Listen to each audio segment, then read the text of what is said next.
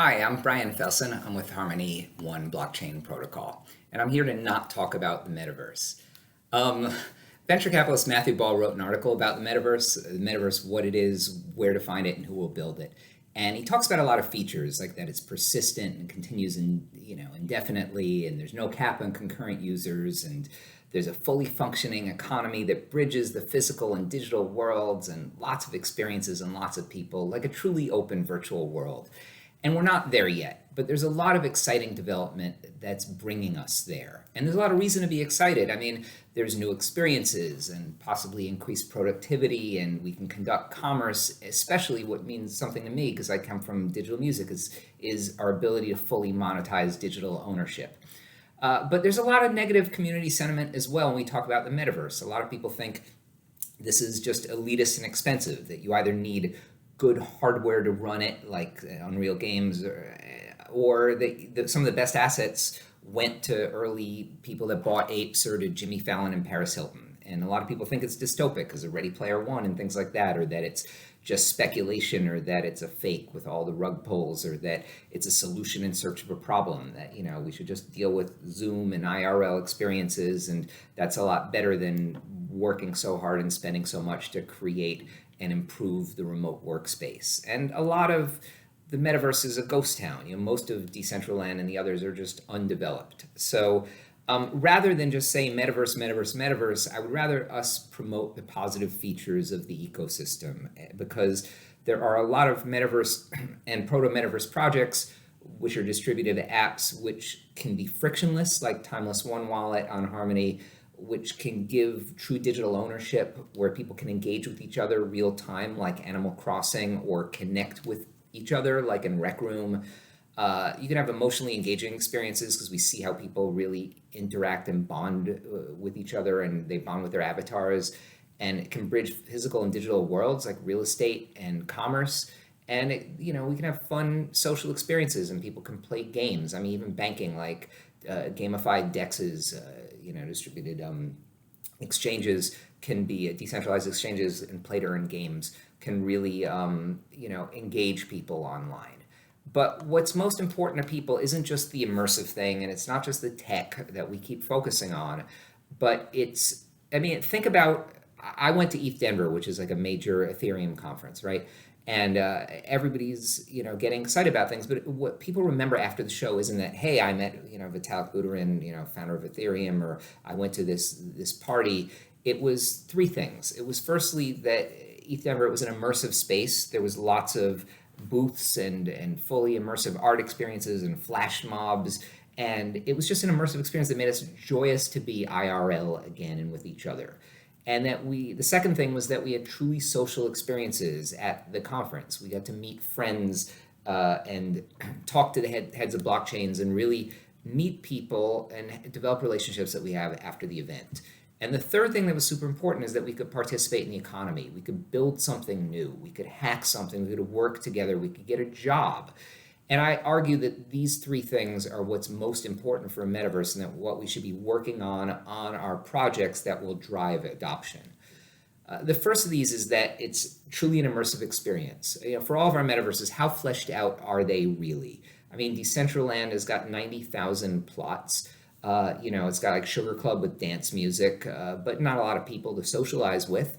You can attend sporadic concerts. You can play poker, casino games like Ice Poker, mini golf like on Golfcraft Island, and earn rewards, or mine meteors like Wonder Mine, or go to some art galleries like Super Rares, or do battle races. But it doesn't really feel immersive. Most of it is just not there yet. On Sandbox, a lot of the games are just largely search for objectives or jump and run.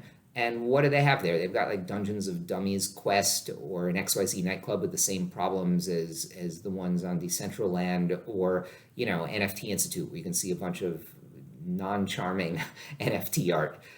The future is bright, I would say. A lot of gaming platforms are coming in, and Snoop's going to throw concerts, and Rick Grimes is there, and a lot of play-to-earn mini games are going to pop up like Walking Dead. But it's still not yet the immersive experience that's been promised.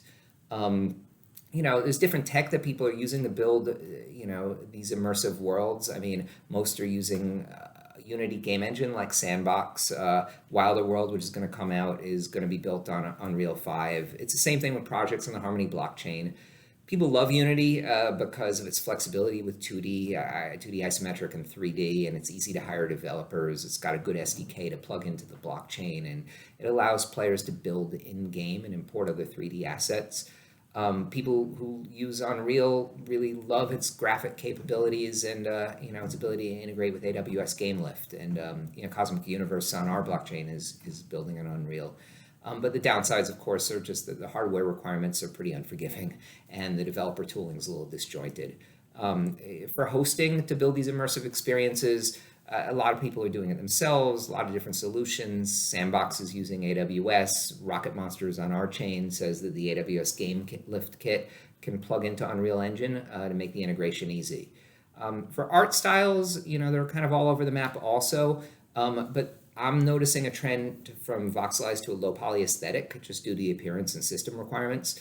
Sandbox has dug down into voxel art because it's just sort of an easy tool set to handle, and that's why they've got Vox Edit. And people have a familiarity with Minecraft and Roblox; they're used to it. And with the blocks, people that they can communicate dimensions and use modular building like Legos.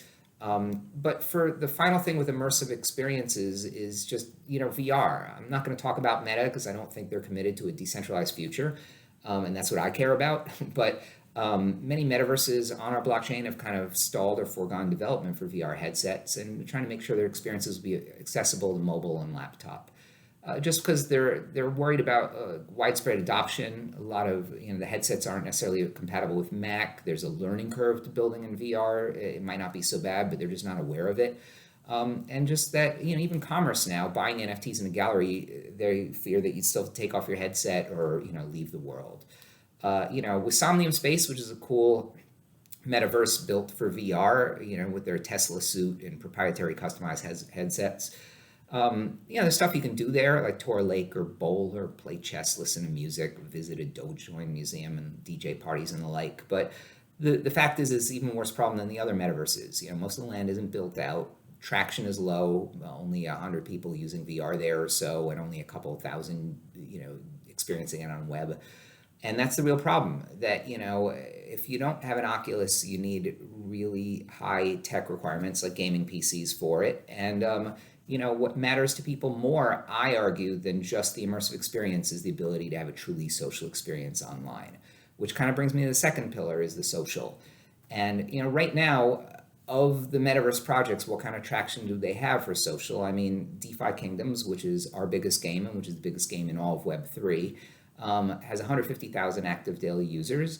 Axie Infinity used to have a couple million. Now they're down to around the same as DeFi Kingdoms, maybe a little less.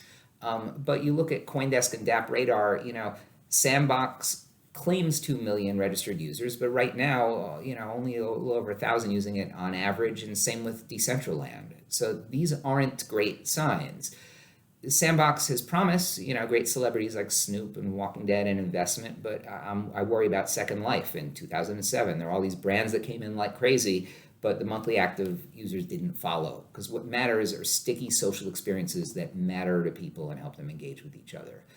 And there are two real use cases for this that are going to help bring in people. One is games and the other is live performances. For games, we have to do better than search for objectives and jump and run. Just like in real life, parties and meetings and virtual events have to have people. The games really need to be engaging to bring in the people so that you can have battles and do player versus player. And that's why Harmony's focusing on social. Just we've got a bunch of projects like Evo versus Fish Fight, Harmony Play, Tranquility City, and many, many others that are focusing on being a truly social game first rather than just shouting about being a metaverse. Our chain is really fast with 1 to 2 second finality, much, much faster than most others. We've got, our gas fees for transactions are like, hundreds of a cent, if that, and unlike, $40 for Ethereum. And we've got security and ZK proofs to secure high value assets. And we've done some partnerships with ZYZZY for some exciting games. And Polygon's moving into this well, trying to be the AAA partner of choice. But so far, there's been some resistance to that. I think that in addition to gaming, live concerts are going to be where it's at. Decentraland's done a couple festivals. Sandbox got a really cool partnership with Warner, and Snoop's going to be doing a bunch of concerts there. Everybody's diving into the space. Splendor's doing mixed reality, Get Protocol's getting into ticketing, Unity's partnering with Insomniac to do immersive concerts, Animal Concerts doing tokens and partnering with Clayton on K-pop shows. Three sort of trends that I'm noticing is one is that the huge celebrity concerts still matter. They help people get traction, and the massive shows that have happened, like Travis Scott and Ariana Grande, have proven that people will follow the celebrity into new platforms. The second is that pre-recorded shows with big budgets like Travis Scott and BTS have been the prevailing model for the past few years. Even Justin Bieber's show by Wave, which enabled people to do virtual expressions to so-called influence the show and see themselves in the waiver cam. Those are really just pre-recorded choose-your-own adventures with branching narratives and no live components to speak of. And the third trend I'm noticing, though, is that despite what I just said, online music experiences that are more truly live will soon become more commonplace. Wristband did a showcase at South by Southwest with Epic Games, where people could live stream into a virtual venue and have their concerts pre-recorded and motion capped onto a 3D avatar. The last pillar that I think is going to be super important to drive adoption is to give people flexible participation in the economy.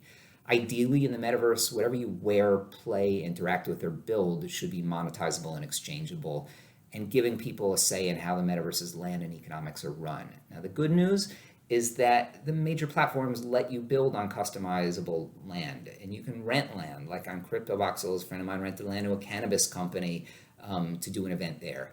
But there's challenges. If you want to make a game, it's got to, that you can charge for, it's got to be good. And for Sandbox, for example, their game maker is pretty basic. It's hard to build for other landowners, can't save multiple versions, back up and manage files, or manage large portions of blocks. And if the games aren't great, it's hard to monetize them. And NFT worlds, it's easy to build on like Minecraft, but until you can rent land, which is coming, land costs a fortune. Hosting concerts and events that you could charge for, well, it's not easy. And then all these things like guilds, we can make blueprints and spaces and social experiences, and all these jobs that we're going to have, like designing interiors and streets and VFX and games and fashion wearables, they're going to matter when we drive people, and they're going to matter when people can participate in the economy more. In order to participate in the economy, one thing that we're going to really need is interoperability, and that's challenging, because if you build something on Roblox and can't take it anywhere, if you get bored or the game shuts down, you lose. It's not yours if you can't move it. It's hard to move assets from one metaverse to another because a lot of it's business considerations. Game developers would much rather sell their own NFTs than add value to other projects. This might be worked around in a couple ways, by striking cross-promo deals to create shared value, or by charging fees on interoperable item sales to give other metaverses a cut. But even then, it's not clear how it's going to work. How good is something going to look when you bring it from 2D to 3D, or from a low poly to a voxelized metaverse? It's hard to rig an image. So even Sandbox's partnership with FlickPlay, where you can customize your avatar and make an avatar based on a PFP, they still curate it. And tokenomics is very difficult to conceive how that would transfer. And each game has got its own game mechanics, so transferring functionality is going to be exceedingly difficult. And I, for one, would not want to play a game where somebody, really did great in a baby game and then brought their killer sword of death into my game and started slaying everybody. When we have full participation in the economy and when there's interoperability, what's cool is that our wallets now won't just be wallets for commerce, but will be wallets of identity. Project I'm most excited about is Harmony's Timeless One wallet, which basically isn't just about currency, but it brings together your wallet and identity with a social first design focusing on NFTs and group chat, so I could send money to someone else and images and stickers. But it also has multi-sig capabilities, so that I can get together with people in the metaverse to vote on things and then make payments so we could do stuff together. And that's super cool. So I guess in sum, I'm really encouraged by development in the metaverse and by the future of what we're building. But instead of talking about a metaverse where people worry that, okay, it's hardware intensive or it's dystopic or it's elitist or all of the problems, that's just a fad, I'd rather us focus on the features and on what's important to people, which is to create distributed apps that provide an immersive online space where we can have truly social experiences and fully participate in the economy.